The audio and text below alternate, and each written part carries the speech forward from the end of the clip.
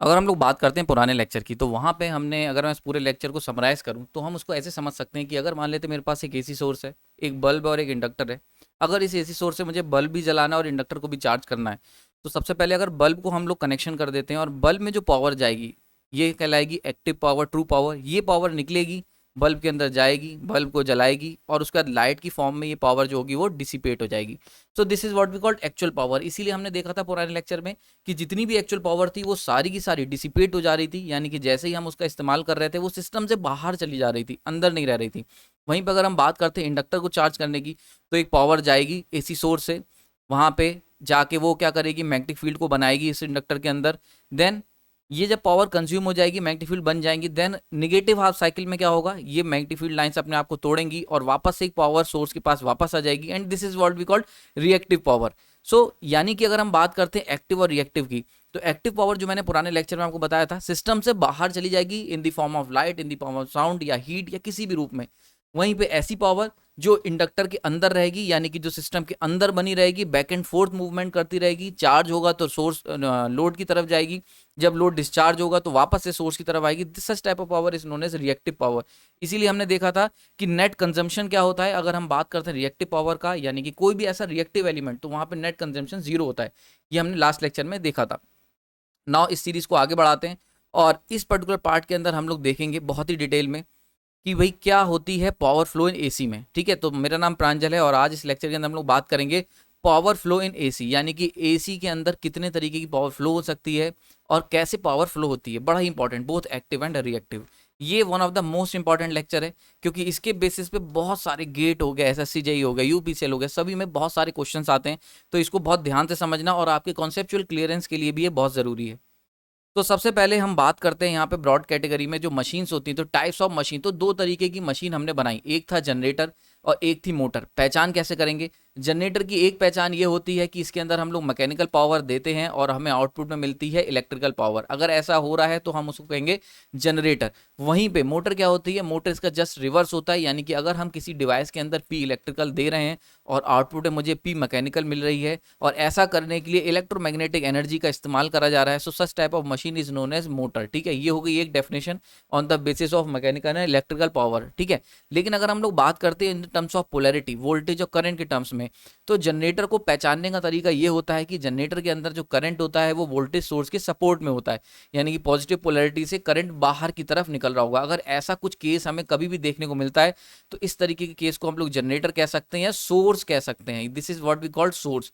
तो जब भी आप कभी किसी सिस्टम के अंदर सोर्स बनाते हो, तो वहां पे वोल्टेज जो होता है और करंट जो होता है वो एक दूसरे के फेवर में होते हैं। ठीक है, वहीं पे अगर हम बात करते हैं मोटर की, तो मोटर को कैसे पहचानोगे, तो मोटर के अंदर बनने वाला वोल्टेज और मोटर के अंदर फ्लो होने वाला करंट एक दूसरे के रिवर्स होते हैं। बल्कि अगर आपने डीसी मशीन पढ़ी हो, तो जिस तरीके इस वोल्टेज को हम लोग बैक ईएमएफ का नाम भी देते थे, याद होगा आपको, एक बैक ईएमएफ का नाम दिया जाता है। ठीक है, और यहाँ पे इस वोल्टेज को हम लोग क्या कहते हैं, इसको हम लोग ई जनरेटर का नाम देते हैं। क्लियर हो रहा है यहाँ पे। तो अगर जनरेटर है तो जनरेटर में बनने वाला वोल्टेज और उसके अंदर फ्लो होने वाला करंट एक दूसरे के सपोर्ट में होंगे, और अगर मोटर है तो बनने वाला इंड्यूस होने वाला वोल्टेज और जो करंट होंगे वो एक दूसरे के अपोज में होंगे। तो ये एक तरीका होता है जिससे हम बता सकते हैं कि मोटर और जनरेटर कैसे हैं on the basis of voltage and current polarity. Now अब यहां तक ये बात समझ में आ गई। नाउ अब चलते हैं पावर फ्लो के डिस्कशन पे। तो पावर फ्लो की अगर बात कर लें, तो भाई पावर फ्लो जो होता है, चार तरीके से पावर फ्लो हो सकता है। एक होता है पॉजिटिव पी, एक होता है नेगेटिव पी। इसी तरीके से एक्टिव पावर दो तरीके से फ्लो हो सकती है, और रिएक्टिव पावर भी दो तरीके से फ्लो हो सकती है, plus Q and minus Q. ठीक है, तो ये बात आप, आई होप आपको समझ में आ रही होगी। बहुत सिंपल सा कॉन्सेप्ट लेके चल रहा हूँ। ये बड़ा ही कॉम्प्लेक्स कॉन्सेप्ट है, लेकिन मैं इसको पूरी तरीके से सिंप्लीफाई कर दूंगा, जिससे आपको कभी भी कुछ भी रटने की जरूरत ना पड़े, बस समझ में आ जाएगा ईजिली। तो शुरू करते हैं। तो सबसे पहले हमने देखा कि एक्टिव पावर को दो तरीके से फ्लो करा सकते हैं, प्लस पी माइनस पी। ऐसी रिएक्टिव पावर भी प्लस क्यू और माइनस क्यू हो सकती है। नाउ अब इन दोनों का मतलब क्या है, इन दोनों का मतलब अलग अलग होता है अगर हम जनरेटर की बात करते हैं और मोटर की बात करते हैं। सबसे पहले अगर हम बात करते हैं जनरेटर की, तो जनरेटर अगर आप यूज कर रहे हो और वहां पे प्लस पी निकल के आ रही है, तो इसका मतलब है कि जो वोल्टेज है वो पावर को सप्लाई कर रहा है, यानी कि जो भी तुम्हारा वोल्टेज सोर्स है, मतलब कह सकते हैं जो जनरेटर में इंड्यूस्ड वोल्टेज है वो पावर को सप्लाई कर रहा है। तो अगर जनरेटर साइड पे काम कर रहे हैं, अगर आप जनरेटर साइड या फिर कह सकते हैं वोल्टेज सोर्स साइड पे काम कर रहे हो, वर्ड इंपॉर्टेंट है सोर्स, अगर सोर्स साइड पे काम कर रहे हो या जनरेटर साइड पे काम कर रहे हो, तो ऐसे केस में जो भी तुम वोल्टेज निकालोगे, जो भी पावर अगर पॉजिटिव पी आ रही, तो इसका मतलब तुम्हारा जो सोर्स है वो पावर को सप्लाई कर रहा है। वहीं पे अगर माइनस पी आ रही है, इसका मतलब क्या हो रहा है, सोर्स तुम्हारा यानी कि वोल्टेज जो है वो पावर को एब्जॉर्व कर रहा है। समझ में आ रही बात ये? तो अगर आप ऐसा कोई जनरेटर ले रहे हो, अगर आप जनरेटर साइड पे हो, तो वहां पे अगर प्लस पी निकल के आ रही है यानी कि जैसे 200 वाट, तो इसका मतलब 200 वाट की एक्टिव पावर सोर्स तुम्हारा सप्लाई कर रहा है। वहीं पे माइनस 200 वाट निकल के आ रही है, तो इसका मतलब 200 वाट की पावर एब्जॉर्व कर रहा है जनरेटर। क्लियर हो रहा है यहाँ पे? इसी तरीके से अगर रिएक्टिव पावर की बात करें, तो अगर प्लस क्यू निकल के आ रहा है, तो प्लस क्यू का मतलब हो गया कि तुम्हारा जो जनरेटर है वो यानी कि वोल्टेज सोर्स जो है वो सप्लाई कर रहा है रिएक्टिव पावर को। तो प्लस क्यू का मतलब सप्लाई कर रहा है, यानी कि अगर लिखा हुआ है कहीं पे प्लस 20 kVAR, यानी कि इतनी रिएक्टिव पावर जो है वो जनरेटर सप्लाई कर रहा है, अगर आप जनरेटर साइड पे हो या सोर्स साइड पे हो। क्लियर हो गया? वहीं पे अगर माइनस क्यू लिखा हुआ है यानी कि माइनस 30 kVAR लिखा हुआ है, इसका मतलब क्या हुआ कि जो वोल्टेज सोर्स तुम्हारा है या जनरेटर जो है वो एब्जॉर्व कर रहा है, बहुत इंपॉर्टेंट वर्ड है, एब्जॉर्व कर रहा है 30 kVAR की रिएक्टिव पावर को। क्लियर हो गया? तो अगर हम जनरेटर के टर्म्स में बात करें, टर्मिनोलॉजी की, तो प्लस पी मतलब पावर सप्लाई की जा रही है, माइनस पी मतलब एक्टिव पावर एब्जॉर्व की जा रही है, प्लस क्यू मतलब रिएक्टिव पावर सप्लाई की जा रही है, और माइनस क्यू मतलब रिएक्टिव पावर एब्जॉर्व की जा रही है। नाउ अब चलते हैं मोटर की तरफ। जब भी हम मोटर की तरफ जाते हैं तो सिस्टम क्या होता है, जो भी टर्मिनोलॉजी हमने जनरेटर में यूज करी है, मोटर में वो सारी टर्मिनोलॉजी क्या होती है, रिवर्स हो जाती है। अब देखो, अगर हम प्लस पी पावर सप्लाई की बात कर रहे हैं जनरेटर साइड पे, तो जब तुम मोटर की साइड पे जाओगे तो मोटर में प्लस पी का मतलब क्या हो रहा है कि पावर को एब्जॉर्व करा जा रहा है, यानी कि वोल्टेज जो बन रहा है इस मोटर के अंदर, जो वोल्टेज सोर्स है यानी कि मोटर के अंदर जो बैक ईएमएफ है वो एब्जॉर्व कर रहा है पावर को। क्लियर हो रहा है? यहाँ पे देखो ऑब्वियस सी बात है, अगर फॉर एग्जांपल मेरा जनरेटर है और वहां से पावर जो निकल रही है इसको मैं कह रहा हूँ प्लस पी, तो मोटर के अंदर जब ये एब्जॉर्व हो रही होगी, मोटर का काम है एब्जॉर्व करना, तो इसे भी प्लस पी कह देंगे। इसको एक तरीका और मैं आपको समझाता हूँ बहुत ही बेसिक तरीके से, कि भाई अगर हम जनरेटर की बात करें तो जनरेटर का काम क्या है, जनरेटर का काम है पावर को, एक्टिव पावर को सप्लाई करना। यानी कि अगर जनरेटर का काम क्या है, एक्टिव पावर को सप्लाई करना। देखो इसके लिए मैं एक स्क्रीन यूज करता हूँ, बहुत ध्यान से समझना।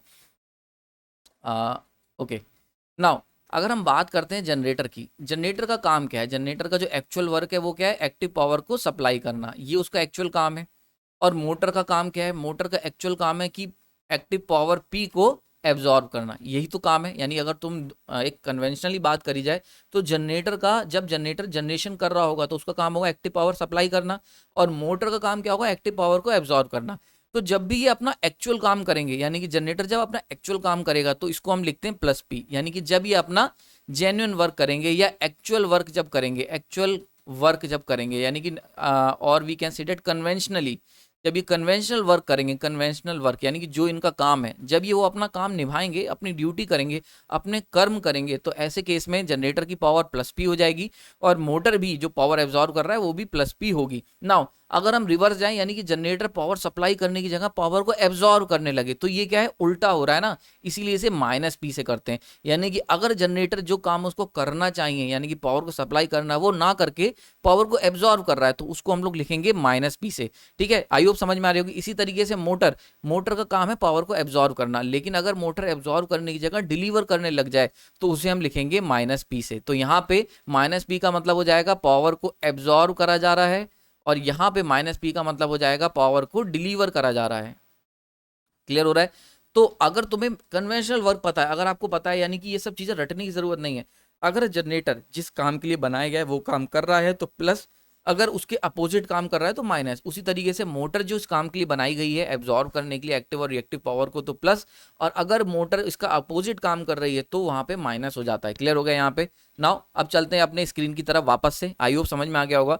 तो देखो मोटर बनाई गई थी पावर को सप्लाई करने, एब्जॉर्व करने के लिए, तो देखो अगर प्लस पी है यानी कि अपना एक्चुअल काम कर रही है, यानी कि पावर को एब्जॉर्व कर रही है।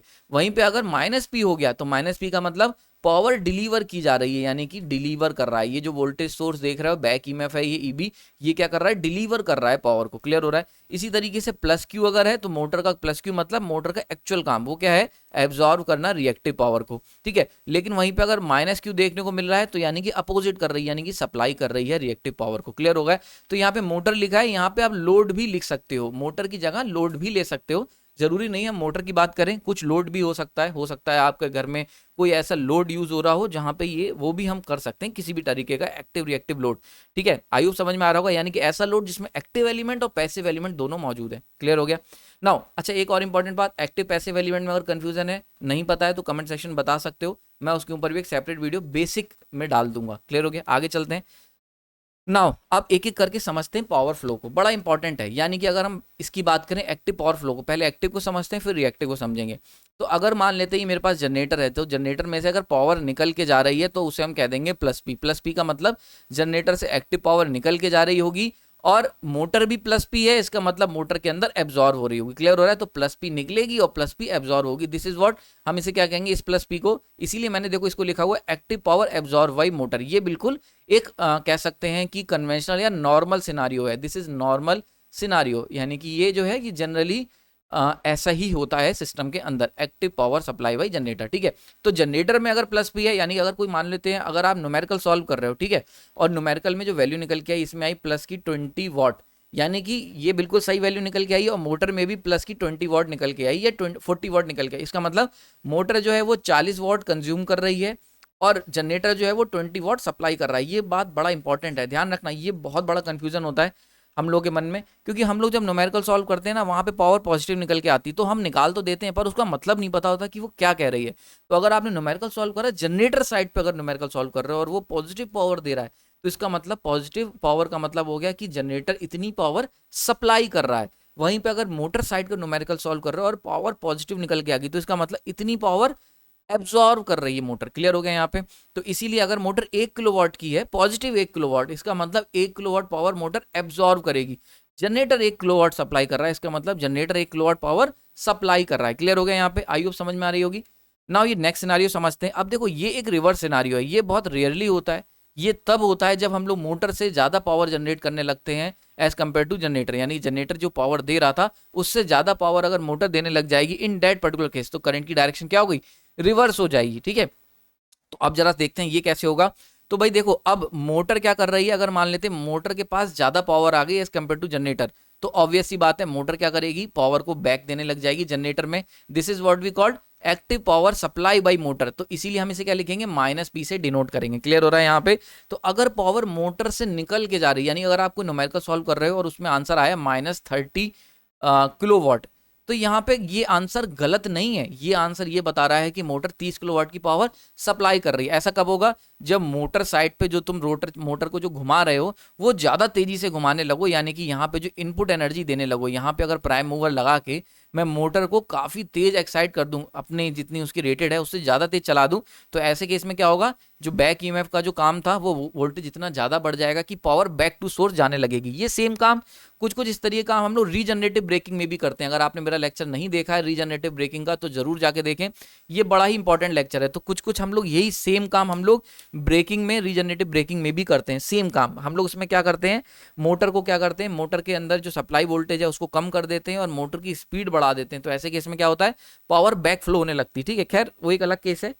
तो जब भी आप किसी इस तरीके की ब्रेकिंग करेंगे या रीजनरेटिव ब्रेकिंग करोगे, तो ऐसे केस में मोटर जो होती है वो पावर बैक टू सोर्स देने लगती है। तो ऐसे केस में, यानी अगर तुम रीजनरेटिव ब्रेकिंग कर रहे हो तो पावर क्या निकल के आएगी, निगेटिव पावर निकल के आएगी। क्यों?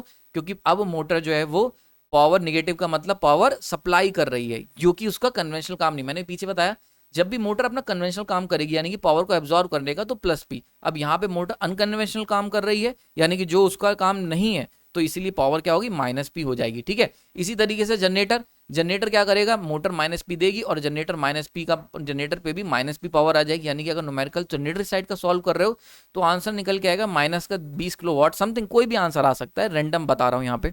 अगर आंसर निकल के आता माइनस का 20 किलोवाट, इसका मतलब जनरेटर तुम्हारा माइनस की पावर, माइनस मतलब 20 किलोवाट पावर को एब्जॉर्व कर रहा है लोड साइड से, यानी कि लोड से सोर्स की तरफ पावर फ्लो कर रही है। यहां से ये निकाल सकते हो। तो कभी कोई न्यूमेरिकल सॉल्व कर रहे हो, नेगेटिव वैल्यू आ रही है, तो वैल्यू आके आंसर पे टिक लगा के घर मत चले आना, उसको समझो। तो भाई आप एक इंजीनियर हो तो आपको पता होना चाहिए, एक रिसर्चर हो तो आपको पता होना चाहिए कि जो आंसर निकाल रहे हो उसका मतलब क्या है।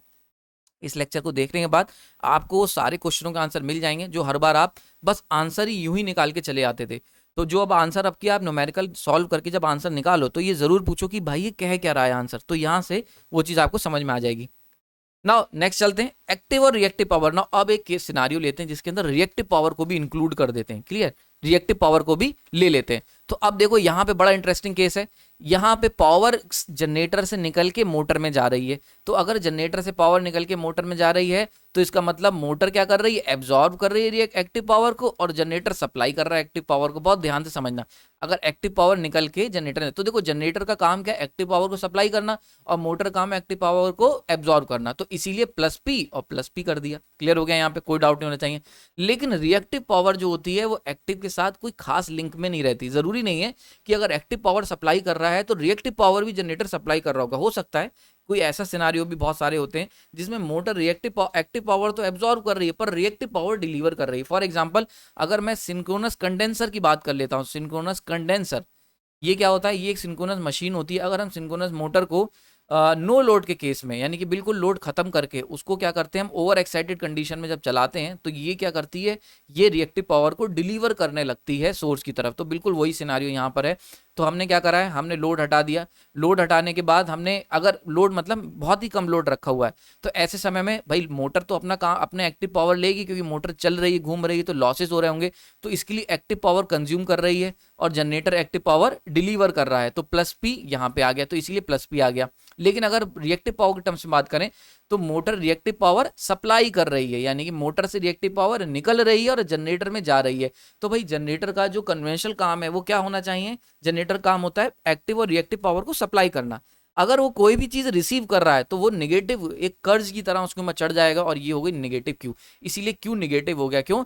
क्योंकि कन्वेंशनली जनरेटर जो होते हैं उनका काम होता है रिएक्टिव पावर डिलीवर करना, और यहाँ पे reactive power generator absorb reactive power को एब्जॉर्ब करा जा रहा है। इसी तरीके से इसीलिए यहाँ पे माइनस क्यू आ गया। ठीक है, अब एक बड़ा इंटरेस्टिंग, अगर मान लेते हैं तो मोटर की साइड न्यूमेरिकल सॉल्व कर रहे हो और वहां पे -20 kVAR निकल के आया, तो इसका क्या निकालोगे, इसका क्या मतलब निकालोगे, इसका मतलब तुम ये निकालोगे कि मोटर जो है वो सप्लाई कर रही है रिएक्टिव पावर। आई होप समझ में आ रही होगी। तो अगर मान लेते तुमने कैलकुलेशन करी और -2 kVAR आया निकल के और प्लस का 4 किलोवाट आया, इसका क्या मतलब निकालोगे न्यूमेरिकल में, तो इसका मतलब ये हुआ कि जो मोटर है तुम्हारी वो एक्टिव पावर तो एब्जॉर्ब कर रही है प्लस पी, लेकिन रिएक्टिव पावर क्या कर रही है, डिलीवर कर रही है माइनस क्यू। क्लियर हो गया। इसी तरीके से अगर जनरेटर में निकालते हो और जनरेटर में निकल के आया है +4 किलोवाट -1 किलोवाट, इसका मतलब जनरेटर तुम्हारा एक्टिव पावर तो डिलीवर कर रहा है प्लस पी, लेकिन रिएक्टिव पावर निगेटिव का मतलब रिएक्टिव पावर एब्जॉर्ब कर रहा है। क्लियर हो रहा है यहाँ पे। तो आई होप समझ में आ रहा होगा, यानी कि जो चीजें जनरेटर की तरफ पॉजिटिव होती हैं और उसका मतलब होता है सप्लाई करना, वही सेम चीज है जब मोटर की तरफ जाओगे और वो पॉजिटिव होती हैं तो उसका मतलब होता है एब्जॉर्ब करना, एंड वाइस वर्सा। क्लियर हो गया। रीजन समझा दिया, रीजन आपको मैंने बिल्कुल क्लियर करा है। याद रखने रटने की जरूरत कुछ भी नहीं है, केवल एक कॉन्सेप्ट याद रखना है, एक्चुअल काम क्या है। जनरेटर का एक्चुअल काम क्या है, सप्लाई करना। तो जब भी वो सप्लाई करेगा एक्टिव या रिएक्टिव तो पॉजिटिव होगा। मोटर का एक्चुअल काम क्या है, एब्जॉर्ब करना। तो जब भी मोटर एब्जॉर्ब करेगी एक्टिव या रिएक्टिव तो पॉजिटिव होगी। इसके अलावा जब भी इसका रिवर्स काम करेगा तो वो निगेटिव हो जाएगी। क्लियर हो गया यहाँ पे। अब ये वाला सीन देख सकते हो, एक ये भी एक इंटरेस्टिंग सिनारियो है। यहाँ पे क्या है, ये एक बिल्कुल आइडियल सिनारियो, ये कन्वेंशनल सिनारियो है, बड़ा इंपॉर्टेंट है। यही जनरली होता है, यानी कि जनरेटर क्या करेगा, देखो जनरेटर से एक्टिव पावर बाहर निकल रही है, रिएक्टिव पावर बाहर निकल रही है, तो plus P plus Q. Motor में एक्टिव पावर भी आ रही है और रिएक्टिव पावर भी आ रही है, तो plus P plus Q. Clear हो रहा है यहाँ पे। तो motor plus P plus Q का मतलब, प्लस पी मतलब motor absorb, sorry plus Q मतलब मोटर एब्जॉर्ब रिएक्टिव पावर, और प्लस पी मतलब एंड एब्जॉर्ब एक्टिव पावर। ठीक है, जनरेटर में प्लस पी प्लस क्यू, इसका मतलब जनरेटर सप्लाई भी रिएक्टिव पावर कर रहा है और सप्लाई कर रहा है एक्टिव पावर, दोनों को सप्लाई कर रहा है। क्लियर हो गया। सो दिस इज कन्वेंशनल केस, यानी कि अगर हम कन्वेंशनली एक जनरेटर और एक नॉर्मल मोटर की बात करेंगे तो यही सिनारियो हमारे पास होगा। यानी कि जनरेटर क्या होगा, यानी कि अगर ये कौन सी है, ये एक सिंक्रोनस मोटर अगर ले लें और उसे अंडर एक्साइटेड केस में चला रहे हैं, अंडर एक्साइटेड, तो ऐसे केस में ये देखो मैं सब में बता दे रहा हूं एग्जांपल के तौर पे कि भाई अगर मोटर तुम्हारी अंडर एक्साइटेड में चला रहे हो तो भाई सीधी सी बात है, यहां से रिएक्टिव पावर हम देंगे तो रिएक्टिव पावर भी जनरेटर देगा और एक्टिव पावर भी जनरेटर देगा। ये हो गया ये वाला केस। क्लियर हो गया यहाँ पे। आई होप समझ में आ रही होगी। तो ये सारे केस आपको समझ में आ गए, इसमें किसी भी तरीके का डाउट नहीं होना चाहिए। कोई डाउट है तो कमेंट सेक्शन में बता सकते हो, मैं उसके ऊपर भी सेपरेट लेक्चर बनाने की कोशिश करूंगा। अब तक लेक्चर समझ में आया होगा किसी भी तरीके का। मैंने देखो हर चीज तुम्हें विजुलाइज कराने की कोशिश करी है। मेरा एक ही मोटो है कि मैं जो भी तुम पढ़ रहे हो उसे रटना ना पड़े और वो विजुलाइज हो जाए। एक बार अगर वो विजुलाइज हो गया तो दुनिया का कोई भी इंसान वो तुम्हारे दिमाग से पिक्चर को मिटा नहीं सकता। तो इसीलिए मैं कोशिश करता हूँ कि पिक्चर्स के रूप में आपको समझाने की कोशिश करूँ। ठीक है, तो यहाँ पे मैंने आपको सारी चीजें बता दी ना। एक एक एग्जांपल दे देता हूँ। तो ये वाला केस कब होगा, यानी कि ये जो केस देखने को मिल रहा है ये तब होगा जब सिंक्रोनस मोटर अंडर एक्साइटेड में चल रही है, यानी कि उसे अंडर एक्साइटेड मतलब रिएक्टिव पावर की जरूरत है।